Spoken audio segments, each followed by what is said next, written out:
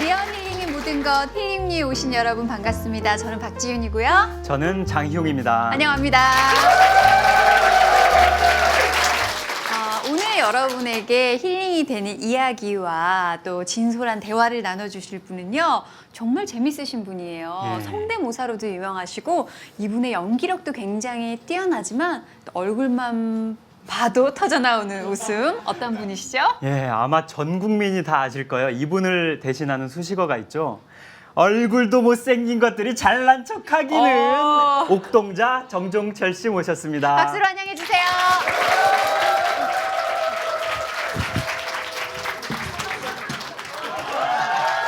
자, 안녕하세요. 반갑습니다. 정유씨입니다. 반갑습니다.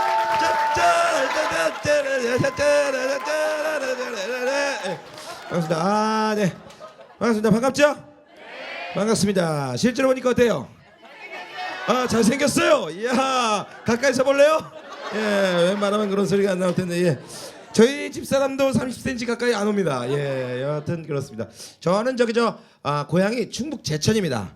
제천 두학 막골입니다. 동네 이름이 골자로 끝나면 골이 빠지게 고생한다 그런 얘기가 있습니다. 굉장히 촌동네 가난한 마을에서 태어났어요. 그래서 제가 갈 수 있는 곳이 딱 하나 있는 게 있었는데 교회가 있었어요. 그래서 저는 어렸을 때 굉장히 빨리 교회를 다녔습니다. 그래서 사람들이 그래요. 전 5살 때부터 교회를 다녔는데, 야, 너 5살 때부터 교회를 다녔으면 무지하게 빨리 하나님을 만났겠구나 그러는데, 아니에요. 저는 하나님을 만나러 교회를 다닌 것이 아니라 간식을 만나러 교회를 다녔어요. 간식 음료수를 공짜로 주니까 그거 받아 먹는 재미에 이제 이렇게 교회를 다니면서 전도사님께서 저희들에게 막 꿈과 희망을 많이 심어 주시려고 노력을 많이 하시고 기도도 많이 해주시고 그러셨거든요. 그러면서 이 입버릇처럼 달고 계신 말이 있어요. 뭐냐면, 하나님께서는 너희들을 너무나 사랑하시기 때문에 너희들한테 한 가지씩의 선물을 주셨다. 바로 그것이 뭐냐면 달란트고 꿈이고 희망이다라고. 그래서 꿈과 희망과 비전과 달란트를 놓고 하나님께 간절히 기도하면 하나님께서 반드시 너희들의 소원을, 비전을, 달란트를 들어주실 것이다 라는 얘기를 해주셨거든요. 그 얘기를 딱 듣고서는 꿈을 크게 가지라는 얘기잖아요. 꿈을 크게 가지고 기도하면 반드시 이루어진다는 얘기니까 꿈을 크게 했는데, 제가 어렸을 때만 해도 남자아이들의 대부분의 큰 꿈은 물어보라마나 백발백중 대통령이 제일 큰 꿈이었어요. 여자들은 물어보라마나 백발백중 미스 코리아가 제일 큰 꿈이었어요. 저 때는. 그때부터 이제 우리 중학교 학생들을 막 놓고 선생님이 이제 전도사님이 이제 물어봅니다. 넌 뭐가 되고 싶냐? 넌 뭐가 되고 싶냐? 물어보는데 애들이 전부 다 이렇게 대답을 합니다. 넌 뭐가 되고 싶냐? 대통령이야. 넌 뭐가 되고 싶냐? 대통령이야. 넌 뭐가 되고 싶냐? 대통령이야. 넌 뭐가 되고 싶냐? 다 대통령이라는 거야. 그러면 하나님이 그 소원 다 들어줄 것 같으면 우리나라의 대통령이 한 연간 4만 명 이상 나와야 될 것 같아요. 아닌 것 같아요. 그래서 뭐라고 얘기를 해야지 전도사님이 칭찬을 해줄까? 그러다가 제 순서가 됐어요. 전도사님이 물어봅니다. 종철아, 넌 뭐가 되고 싶냐? 오냐. 물어봅니다. 그래서 내가 대답합니다. 네, 저는 목사님이 될 겁니다. 전도사님이 깜짝 놀랍니다. 키도 조그마고 얼굴도 이따만하게 큰 놈이 목사님 된다니까 깜짝 놀랄 수밖에 없죠. 사실 저는 그 목사님이 이 세상에서 제일 부자인 줄 알았거든요. 사실은. 그러니까 제가 말씀을 전하겠다 이런 포부를 가지고 있는 게 아니라 제일 부자는 목사님이다. 왜냐면 주머니에서 달란트가 계속 나오니까 제일 부자인 줄 알았던 거예요. 그래서 목사님이 돼야 되겠다라는 생각을 했었는데, 중학교 2학년 때 제가 사춘기를 맞았어요. 키도 좀 그대로고요. 얼굴은 점점 커지고요. 네, 피부는 점점 더러워지고요. 그러면서 어머니가 깨웁니다. 학교 가라고. 그래서 일어나서 세수는 하고 가야 되니까 세수하다가 우연히 거울을 봅니다. 목사님 될 얼굴이 아니었어요. 그래서 이건 목사님감이 아니로구나. 그래가지고 이제 전도사님한테 가서 뭐가 되면 좋을까요? 라고 얘기를 했는데 전도사님께서 딱 하신 말씀이 있었습니다. 넌 목사님 되는 것보단 개그맨을 하는 게 맞다라고 말이죠. 그래서 저는 솔직히 개그맨이 되고 싶은 생각이 없었습니다. 어렸을 때는 주위 사람들이 하도 개그맨 해봐라 하는 거예요. 예, 엄청 개그맨 해보라 그래요. 그러면서 옆에서 사람들이 계속 개그맨 해보라 그러니까 개그맨을 해도 될 것 같아요. 제가 되게 치명적인 단점이 있습니다. 굉장히 귀가 얇아요. 무지하게 귀가 얇았습니다. 남들이 이쪽에서 뭐라면 일씩 가고 저쪽에서 뭐라면 절로씩 가고 굉장히 귀가 얇아요. 어느 정도 귀가 얇냐면은 여러분들이 내 얼굴을 보면 알겠지만은 내 얼굴을 정면에서 보면 절대로 귀가 안 보여요. 안 보이죠? 귀가 웬만해서는 보일 수가 없어요. 내 인생에서 가장 힘들었을 때는 여권 사진 찍을 때예요. 그 여권 사진 양식에 보면은 양쪽 귀때기가 정확하게 보여만 있었는데 난 어느 쪽을 찍어도 안 보이는데 어떡하냐? 왼쪽으로 돌리자니 왼쪽 귀가 안 보여. 오른쪽으로 돌리자니 오른쪽 귀가 안 보여. 정면 보자니 둘 다 안 보여. 환장하는 거야. 그 정도로 제가 귀가 되게 얇아요. 그런데 다들 이렇게 개그맨 해보라니까 그 말도 일리가 있는 것 같아서 개그맨을 한번 해봐야 되겠다. 그런 생각 가져요. 그러면서 전도사님이 딱 그 말씀하셨어요. 말씀의 개그맨, 복음의 개그맨에 대해서 열심히 하나님 증거하러 다니면 그거야말로 하나님 크신 사역이다고. 그러니까 분명히 하나님께서는 쓰고자 하는 너를 쓰고자 하는 어떤 계획이 있을 것이다라는 그런 말씀 해주시면서 그래 그럼 나를 개그맨으로 앉혀주시겠지 그런 생각을 하면서 제가 이제 개그맨의 꿈으로 이제 바뀌게 되죠. 그러면서 개그맨 해야 되겠다라고 중학교 2학년 때 마음가짐을 딱 잡고요. 전도사님께서 이 말은 잊지 말아라고 얘기해 주신 말이 있거든요. 뭐냐면 바늘이 가면 뭐가 따라야 되죠? 실이 따라야 됩니다. 그렇죠? 기도가 가면 반드시 따라야 되는 게 있어요. 바로 이 노력이라는 두 글자가 반드시 따라야 되거든요. 자, 따라해 볼까요? 노력. 그렇습니다. 노력입니다. 그래서 어렸을 때 그 얘기를 듣고 아 그래 개그맨이 되기 위해서는 노력을 해야 되는구나. 그러면 개그맨이 되기 위해서는 어떤 노력을 해야 될까? 얼굴은 굳이 노력할 게 없었습니다. 그래서 무슨 노력을 할까? 그래서 집에 갑니다. 집에 가서 제가 몇 년 동안 모아왔던 빨간색 돼지검통을 카타카를 뽑아들고 과감하게 배돼지를 푹 땄어요. 갑니다. 땄더니 10만 원 가까이 나옵니다. 그래서 그걸 딱 긁어 모아서 제일 먼저 산 게 뭐냐면 워크맨이라고 그걸 삽니다. 그래서 어렸을 때부터 촌에 살아서 기본적으로 개소리, 닭소리 이런 거 잘 냈거든요. 그래서 이 소리를 내는 어떤 개인기를 좀 가지고 또 이 개그맨을 좀 어필을 해야 되겠다. 그래서 녹음기를 사다가 벨소리를 다 녹음합니다. 뭐 자동차 소리, 기차 소리, 변기 물 내려가는 소리, 드럼 소리, 방구 소리 다 녹음해서 계속 듣고 따라합니다. 여러분들하고 똑같은 입을 가지고 똑같은 혀를 가지고 있는데 나라고 소리를 잘 내고 여러분들하고 소리를 못 내라는 법이 없어요. 다 소리를 낼 수 있습니다. 지금 내가 여러분들에게 1분 동안 뭐 하나 가르쳐주면 여러분들 다 소리 낼 수 있어요. 하나 가르쳐줘요? 네. 누구나 다 언이라는 발음을 할 수 있습니다. 언 해봅시다. 시작. 길게 빼보세요. 시작. 그렇죠. 그 상태에서 약간 음을 낮춰보세요. 시작. 코끝이 덜덜 떨릴 정도로 중저음으로 시작. 그렇죠. 그 상태에서 음정입니다. 언이 내려갔다 올라갑니다. 해봅시다. 시작. 자신 있게 해. 다시 시작. 다시 한번. 그렇죠. 여러분들이 지금 내신 소리가 뭐냐? 핸드폰 진동 소리입니다. 아닌 것 같아요? 네, 그랬잖아요. 언이 내려갔다 올라가는 거죠. 이런 식으로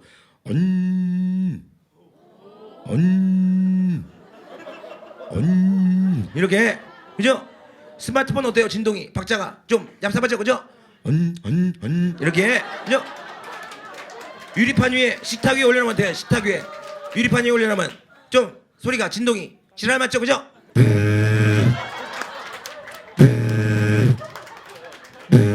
떨어졌다. 뭐 이렇게 되죠. 뭐 그런 식으로 저는 근데 계속 이렇게 듣고 따라하고 연습하고 하다 보니까 노하우를 터득한 거죠. 그리고서 이제 제가 고등학교 2학년 때부터 제가 아버지가 일찍 돌아가셔서 저는 가장 역할을 빨리 해야 됐어요. 그래서 고등학교 2학년 때부터 일을 해야 됐는데 사실은 아르바이트 하면 고등학교 2학년 때 아르바이트 뭘 선호합니까? 응? 그죠? 난 전에는 이렇게 정장 바지 입고 이렇게 나비 대매고 이렇게 홀서빙 하는 거 그 최고의 아르바이트였어요. 그죠? 저도 홀서빙 하고 싶었어요. 안 시켜줘요. 그것도 키도 좀 있고 좀 멀쩡하게 생겨야지 그거 시켜주는 거더라고. 난 그때 처음 알았어요. 내가 남들에 비해서 못생겼다는 사실을. 진짜입니다. 저는 진짜로 저 맹세하는데요. 저는 진짜로 제가 고등학교 때까지 제가 남들에 비해서 못생겼다고 생각해 본 적이 없었습니다. 정말입니다. 정말 맹세할 수 있습니다. 진짜라니까요. 정말 남들에 비해서 못생겼다고 생각해 본 적이 없어요. 우리 마을이 한 16가구 정도 있는데 앞집이 큰아버지 댁, 뒷집이 할아버지 댁 다 이래요. 응? 집성촌입니다. 다 정시만 살아요. 다 우리 식구입니다. 그 말은 뭐냐? 마을 사람 전체가 다 저처럼 생겼어요. 여자고 남자고 다 저처럼 생겼어요. 여자들은 내 얼굴에 머리만 길어요.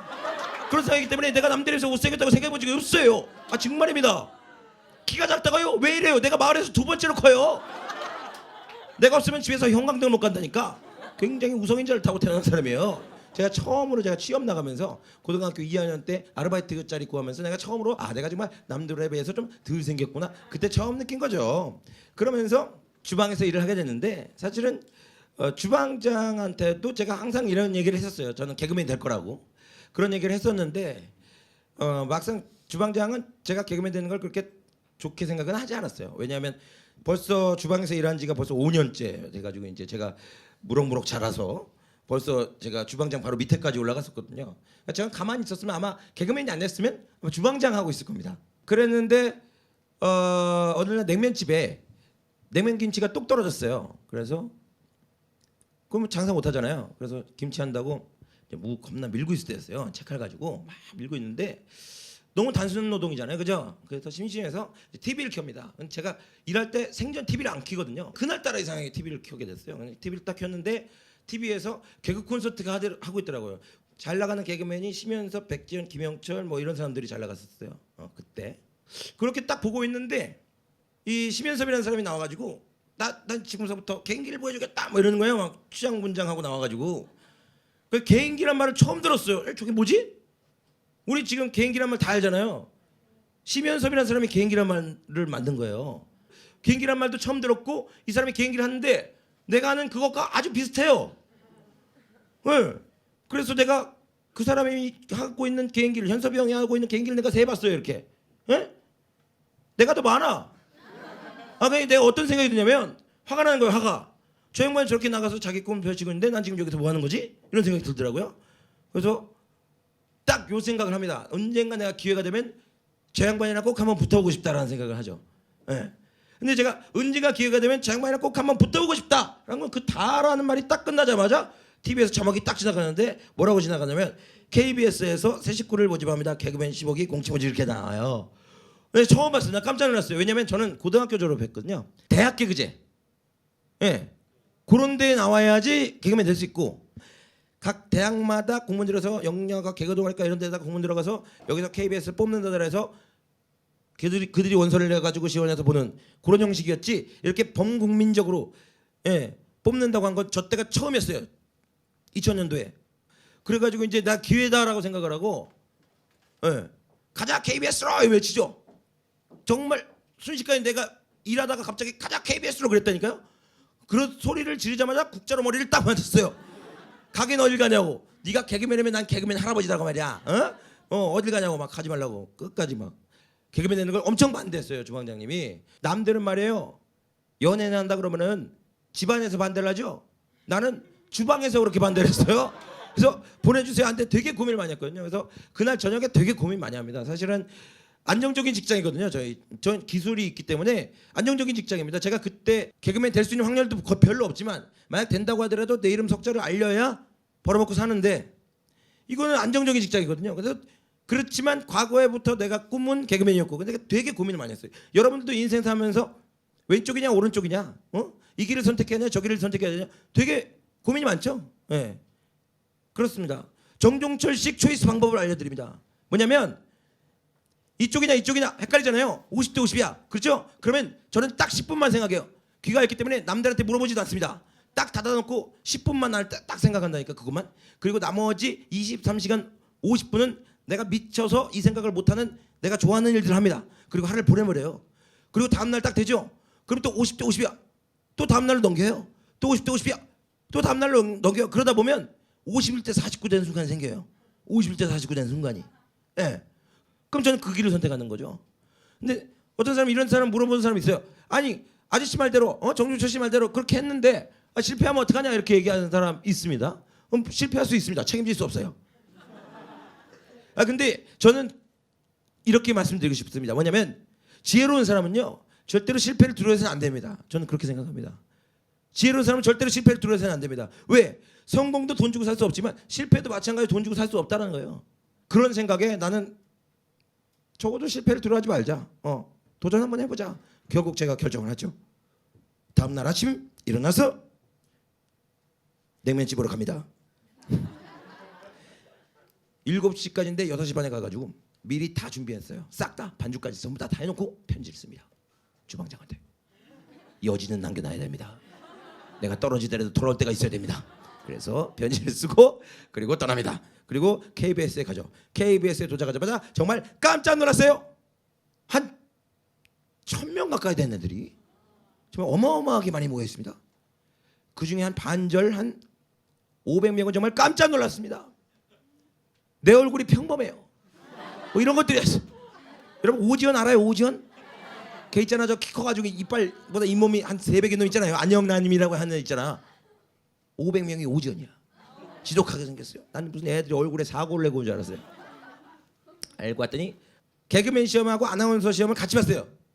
그래서 물론 시험 보는 장소도 다르고 그랬지만 원서를 한쪽에서는 아나운서 원서를 나눠주고 한쪽에서는 개그맨 원서를 나눠주는 그런 상황이었어요. 그러니까 쉽게 얘기하면 뭐냐면 한쪽은 잘생긴 줄 한쪽은 못생긴 줄이에요. 그래서 전 당연히 못생긴 줄에 이렇게 썼는데 딱 앞에 보니까 뭐라고 저 앞에 뭐라고 써 있어요. 근데 원서 마감 5시 이렇게 써 있는 거예요. 그래서 내가 도착한 시간이 3시 반인데 이거 까딱까딱 원서를 못 받겠다 이 생각이 드는 거예요. 근데 그 생각을 나만 해요? 다른 일도 다 할 거 아니에요. 갑자기 줄이 앞으로 막 쏠리더니 막 놔주세요 막 난리가 났어요. 예? 문제가 되고 뭐냐? 줄이 얽히고 설켰으니까 줄 한번 까딱 잘못 썼다가는 아나운서 원서 받게 생긴 거예요. 아 이거 나 어떡하냐 이거 개그맨 시험 봐야 되는데 발을 동동 굴고 있었더니 저기 저 맨 앞에서 원서 나눠주고 있는 아가씨가 정신없이 원서를 막 나눠주고 있다가 우연히 맨 뒤에서 발을 동동 굴고 있는 내 얼굴을 딱 보는 거예요. 개그맨 시험 보러 왔죠? 이쪽으로 오세요. 바로 나왔지. 그래가지고 내가 이거 받았어요 원서를. 그래가지고 개그맨 원서를 딱 쓰고서는 원서를 내려고 딱 내고서는 딱 돌아갔는데 또 이 여자가 내 이름을 다시 부릅니다. 정종철 씨 그러는 거예요. 그래서 내가 대답했어요. 네. 그랬더니 뒷장도 마저 쓰셔야죠. 멍충이가 뒷장을 안 받네. 그래가지고 받아가지고 뒷장을 넘겨보는 순간 깜짝 놀랐죠. 왜냐면은 원고를 쓰시오 이렇게 써 있는 거예요. 그러니까 뒷장을 원고를 쓰는 걸 까먹은 거야. 그래서 원고를 쓰시오 이제 막막하더라고요. 왜냐면 내가 그때 당시 준비했던 개그는 각종 오락기 성대모사, 전국 노래자랑 음악 반주기, 각종 사물 기계음 성대모사, 돼지 벽 다는 소리, 개소리 이런 거. 예를 들면 전국 노래자랑 그러면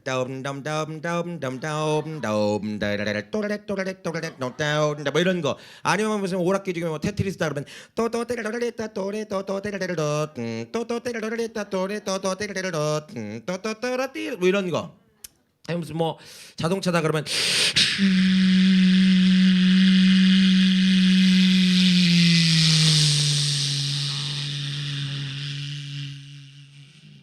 이런 건 뭐 아니면 뭐 아직 안 끝났어요. 그다음에 뭐 개소리다 그러면 개소리 어떻게 나요? 멍멍 그렇게 쓰면 떨어져요. 그래서 응용을 했어요. 길 가다 보면은 남의 집 대문 앞에 빨간색 낙하로 3글자 써놔요. 뭐라고 써요? 그런 집은 웬만하면 들어가면 안 됩니다. 10중 8구 108백중 이런 개들이 있죠. 볼다 보니까 이렇게 생겨가지고요. 허연색 침을 질질 흘리면서 눈썹은 축 처져가지고 시선은 무조건 12시 방향을 바라보고 있는 그런 무식한 개들 이런 개들이 있어요. 이런 개들 사람을 봐도 절대로 안 쫄죠. 사람 들어온다 그러면 걔가 좀 태생이 게을러 그냥 잡니다. 그러다가 사람 들어왔다 그러면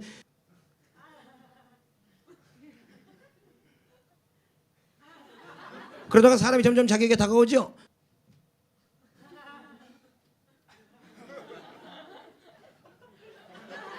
그러다가 계속 사람이 다가오죠. 그러면 그때부터 으르렁대기 시작하는 거예요.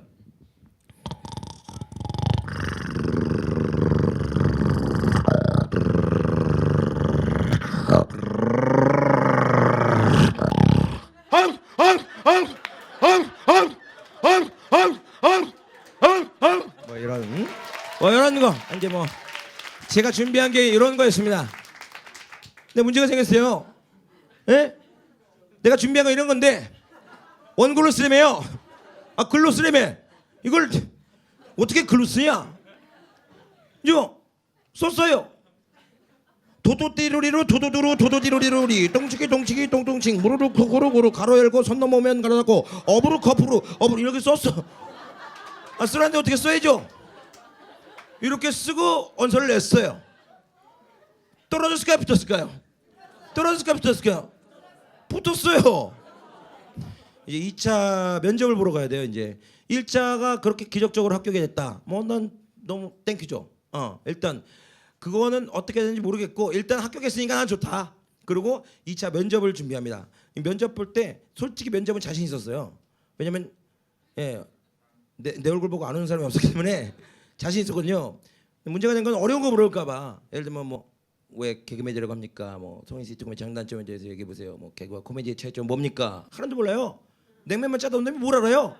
그래서 기도 제목이 하나 딱 떠오릅니다. 제발 물어보지 마라. 제발 물어보지 마라. 제발 물어보지 마라. 나한테 그냥 개인기 시켜라. 개인기 시켜라. 나 지금 개소리 충만하다. 개소리 충만하다. 저쪽에서 160번 들어오세요. 그럽니다. 그래서 내가 떨리는 마음으로 들어갔죠. 들어가가지고 이제 덜덜덜덜 떠는데 한 9명 정도 이제 뭐 PD면 작가면 이렇게 앉아 있더라고요. 누구인지도 모르고 이제 뭐 덜덜덜덜 떠는데 저 끝에서 PD님 한 명이 젊어 보이는 양반이 딱 그런 거야. 160번 정윤철 씨죠? 그러는 거예요. 그래서 네 그렇습니다. 그랬더니 질문 들어갑니다. 그러는 거예요. 하늘이 무너져 내는 줄 알았어. 제발 물어보지 마라 그랬는데. 자 정종철 씨 첫 번째 질문입니다. 자 정종철 씨 똥치키가 뭡니까? 나한테 제일 먼저 물어본 질문이 똥치키가 뭐냐고 그래서 아까 여러분들한테 보여드렸던 거를 그대로 보여줬어요. 그랬더니 그 똥치키가 이 똥치키냐면서 사람들 표정이 전부 다 그러면서 2차 시험의 합격이 다 되죠. 예. 3차 때는 뭐 여러 가지 또 다른 개인기가 또 있으니까 3차 때 또 보여주고 신선한 놈이다. 그리고 또 합격이 되고 4차 시험에는 공개 방송이라 이제 사람들 들어와서 방청객들 보러 와서 재밌는 거 누르고 나가면 돼요. 그래서 12등 안에 12명 안에만 들면 됩니다. 제가 거기서 3등을 하면서 제가 개그맨의 한 분이 됐다는 그런 이야기입니다. 예. 아니 뭐 됐어요. 제가 무슨 뭐 자랑하려고 이 말 하겠습니까? 예. 박준영이도 8번 떨어졌습니다. 저 한 번 해줬어요. 물론 또 한 번에 된 놈이 있긴 있어요. 오지연이라고. 저 같은 경우는 2차 시험 때 똥치기를 재밌게 보여줬더니 웃기다면서 합격 이렇게 됐고 오지연이 같은 경우는 2차 시험 때 웃으면서 문 열고 들어가자마자 합격. 그랬다는 얘기가 있죠. 아무튼 뭐 그렇습니다. 근데 제가 뭐 이 말씀 드리는 건 아니라 사실은 저 1차 시험 때 똥치기 봉치기로 써서 냈는데 그거 합격한 게 너무 궁금해서 맞잖아요. 그죠? 그거 어떻게 합격했을까 궁금해서 내가 감독님한테 물어보죠. 감독님이 저 1차 시험 때 똥치기 봉치기 써서 냈는데 어떻게 합격한 겁니까? 물어봤더니 뭐라 그러냐면 넌 진짜 운이 좋은 놈이야 그래요. 그래서 얘기해달라고 얘기했더니 5시에 이제 원서를 마감을 해가지고 6중 회의장으로 올라가서 PD들끼리 이제 합격 불합격 출연하고 있었대요. 이렇게 출연했는데 그날 이제 KBS에서 이제 제일 높으신 분 있잖아요. 갑자기 들어온 거예요. 높으신 양반이 들어오니까 선생님 나오셨습니까? 그랬더니 앉아 뭐 하고 있어요? 그랬더니 개그맨 시험 보고 있습니다. 그래요. 유능한 인재들을 많이 뽑도록 하세요. 이게 다 원고구만. 그러면서 사장님이 그 아무거나 한 장을 쓱 끄집어냅니다. 원고 중에. 예? 근데 그 원고가 이제 하필이면 제 원고인 거죠. 제 원고를 딱 꺼냈는데 딱 보자마자 똥치기 봉치기 써 있으니까 사장님이 재밌을 줄 알았는데 써 있으니까 이게 뭐냐? 이렇게 물어보니까 왜 화를 내실까? 그래가지고 이렇게 딱 봤더니 똥치기 봉치기 막 이렇게 누가 장난질 해놨거든.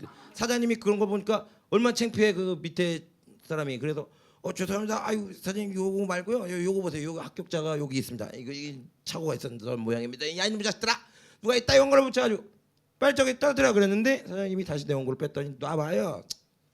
아니 원고를 왜 이딴 식으로 썼는지 물어나 봐요. 왜 이딴 식으로 썼는지 물어나 봐요. 그 말 한마디에 사장님이 물어보라니까 물어봐야 될 거 아니야. 그래서 합격시킨 거야. 물어보려고. 물어보고 떨어뜨리라고. 그래가지고 딱 들어오자마자 똥치기가 뭐냐고 물어봤는데 의외로 재밌으니까 합격된 거죠. 제 얘기는 되게 유명한 얘기예요. 실제로 우리 후배들도 거의 대부분 다 아는 얘기고 사실은 그런 겁니다. 뭐냐면 저는 하나님 믿는 사람이거든요. 사실은 운이란 건 없어요. 모든 것은 하나님의 계획일 줄로 믿습니다. 저는요. 예. 하나님께서 저를 사용해 주시고 저를 세워 주시기 위해서 이런 기적을 만들었다고 저는 생각해 주시거든요. 여러분들도 마찬가지입니다. 여러분들도 하나님께 기도하시고 하나님께 맡기시고 꿈을 가지고 열심히 기도하고 노력했을 때 반드시 여러분들 또한 여러분들이 가지고 있는 롤모델보다도 여러분들이 가지고 있는 어떠한 꿈보다도 더 멋진 사람이 거울 앞에서 여러분들을 바라보고 있을 거예요. 그게 바로 그 주인공이 바로 여러분들이라는 거죠. 아셨죠? 네. 긴 시간 동안 또 들어주셔서 고맙습니다. 너무 잘 들었습니다.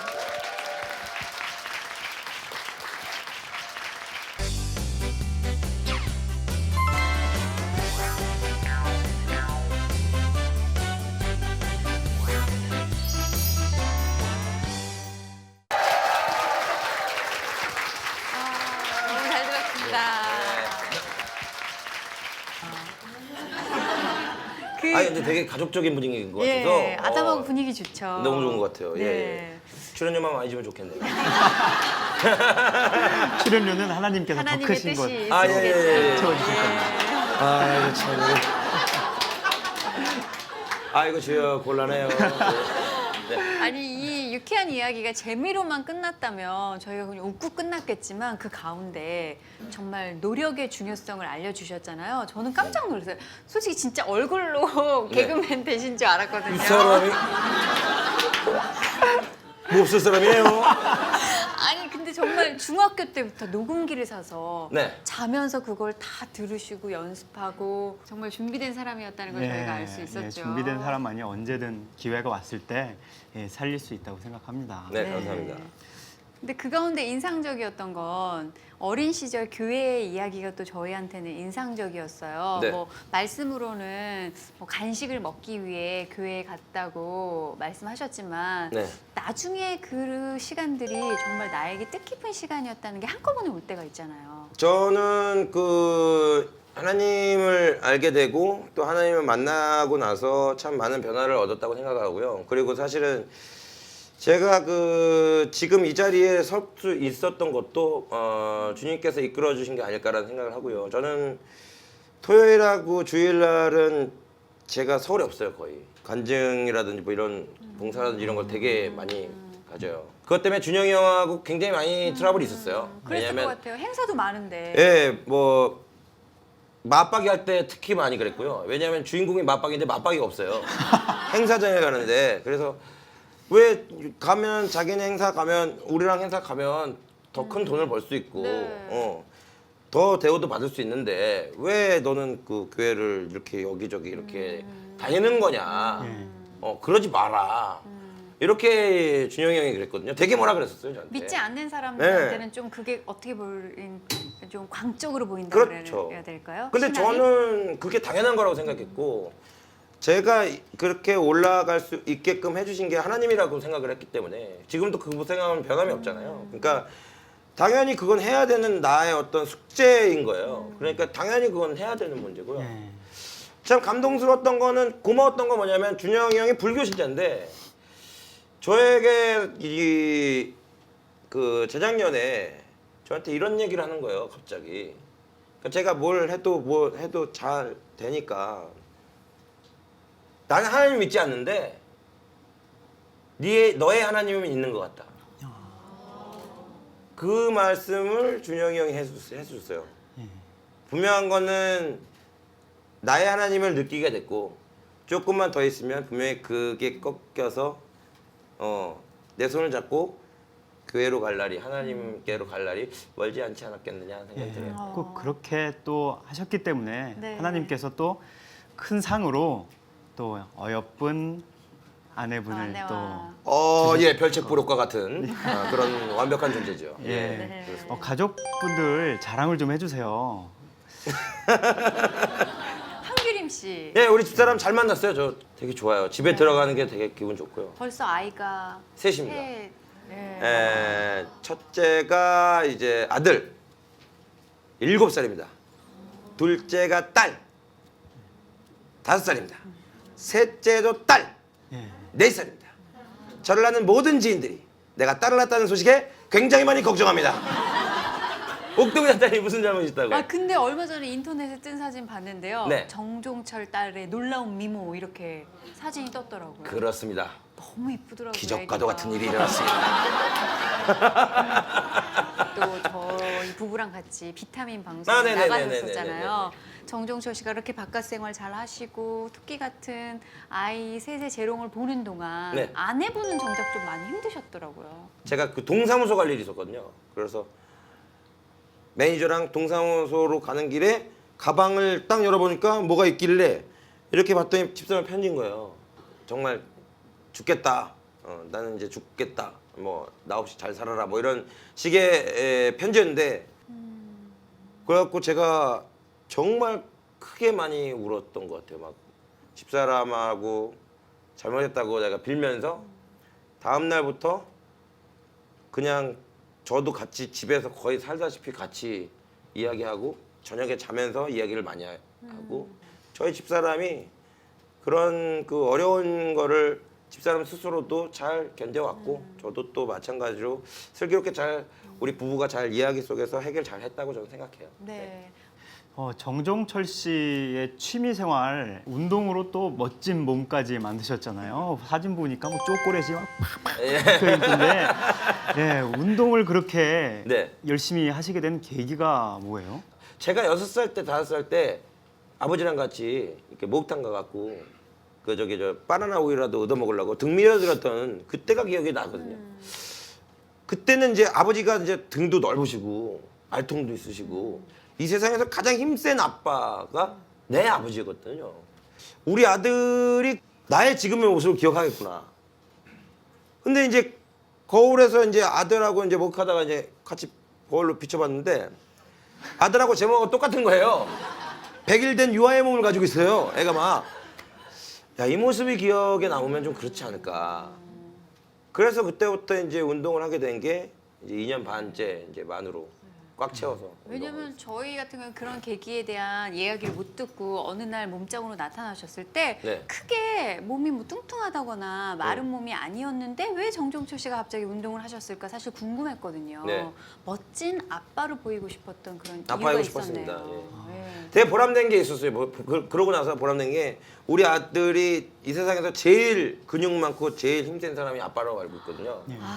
유치원에서 나중에 당장 커서 무엇이 될래라는 질문에 다른 아이들은 다 무슨 뭐 선생님 무슨 의사 아니면 뭐 대통령 이런 얘기들을 막 할 때 우리 아들 차례가 돼서 넌 나중에 커서 무엇이 되고 싶니? 라고 얘기했을 때 아빠요라고 대답했던 게 저는 너무나 지금 너무 행복해요. 네.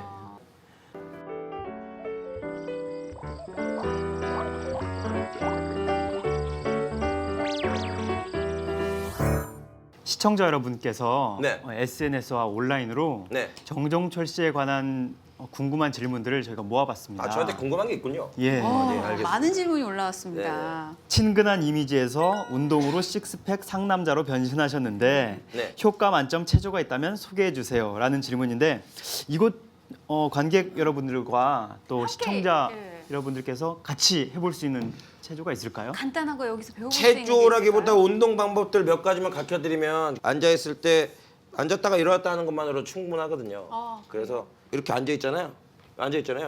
이제 등을 빼고 이렇게 앉아있는 거예요. 그 상태에서 무릎이 튀어나오지 않은 상태에서 쭉 하고 이제 밀어주면서 얘를 무릎을 밀어준다는 생각을 가지고 쭉 하고 밀어주는 거예요. 저도 한번 평상시에. 해볼까요? 예. 한번 해보세요.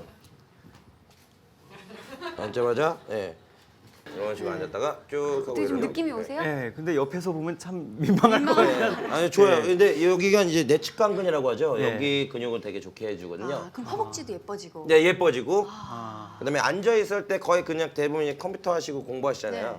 그럼 심심하실 손톱 때마다 이렇게 이렇게 하고 있죠. 골반을 계속 이렇게 흔들어 주세요. 아, 골반을.